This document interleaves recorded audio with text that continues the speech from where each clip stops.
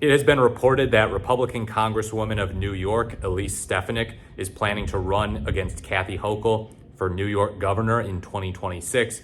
Hochul's planning to run for re-election. Stefanik, of course, has been in Congress since 2015. She's a Trump ally. And yeah, her chances of winning in New York seem pretty slim. In fact, probably 0%.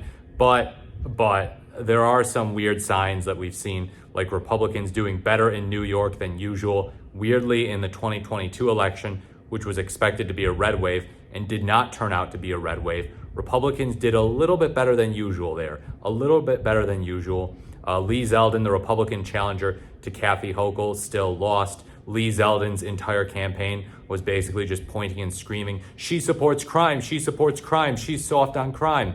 And yeah, he ended up losing, but there was some discussion of, he could actually win. We could have a Republican governor of New York for the first time in forever, possibly. Not literally forever. But yeah, he seemed like he had momentum. He did not. Now he's in Trump's administration. Stefanik is one of those people, it's like, yeah, she's a MAGA type, but she's not super, super pure MAGA. One thing that's interesting about her is that back in 2017, she actually criticized President Trump for pulling out of the Paris Climate Agreement. And yeah, that's a step that a lot of Republicans are not willing to take. She said that it would undermine us in the fight against climate change. So it's like, you look at that and you're like, okay, maybe that's a moderate Republican. But then in 2021, March 2021, after January 6th had happened, after Trump had pressured Mike Pence, told him, hey, you've got to overturn the results of this election, refuse to certify the vote, Mike. And Mike didn't do that. She said, Trump, out of any president, has stood up for the Constitution the most. Really? Stood up for the Constitution? Trump? Those should never be uttered in the same sentence unless the word refuse is in there. So unfortunately, that type of thing is like the thing that just gets you like immediately put in the MAGA camp, the MAGA nut job camp. If you think that Trump is standing up for the Constitution at all, or even more than other presidents who definitely have their flaws, you're in MAGA camp. You are very, very, very deeply burrowed inside of the Trump tunnels, and it's going to be hard to get you out. But yeah, how good do I think she would fare? How well do I think she would fare? Not very well at the moment, especially considering the Republican Party is setting itself more and more on fire. It's doing worse and worse under Trump's presidency. The Iran thing, all of these issues are coming and just causing a massive storm.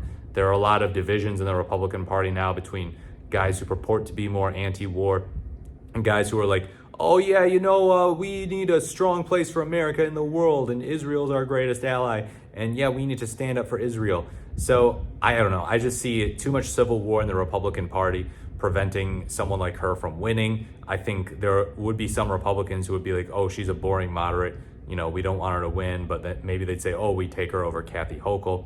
But yeah, Kathy Hochul won quite easily last time against Lee Zeldin.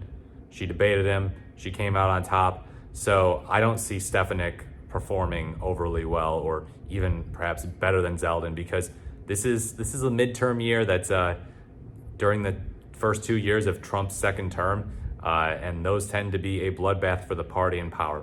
Obviously, they were not for the Democratic Party in 2022, but yeah, that was one that was boosted by the Roe versus Wade overturning. And here, I don't see anything that's going to really energize Republicans to go out and vote, especially in New York, to vote for someone like Elise Stefanik.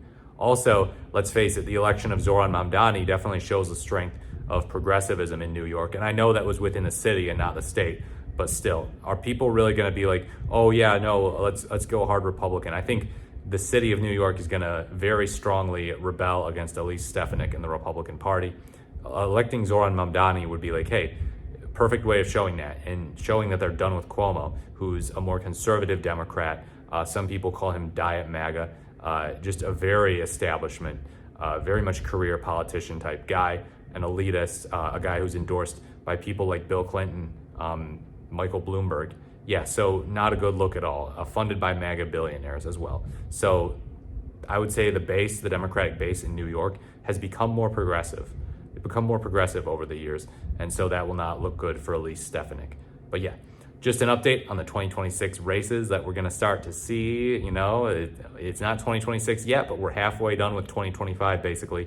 July 1st will be the date that we're halfway done with 2025. So yeah, a lot of stuff to report on. Let me know what you think about Elise Stefanik's chances of winning in the comments below. Please like, comment, or subscribe to the channel. Thank you so much for watching. This is the more the merrier, and I look forward to speaking to you in my next video.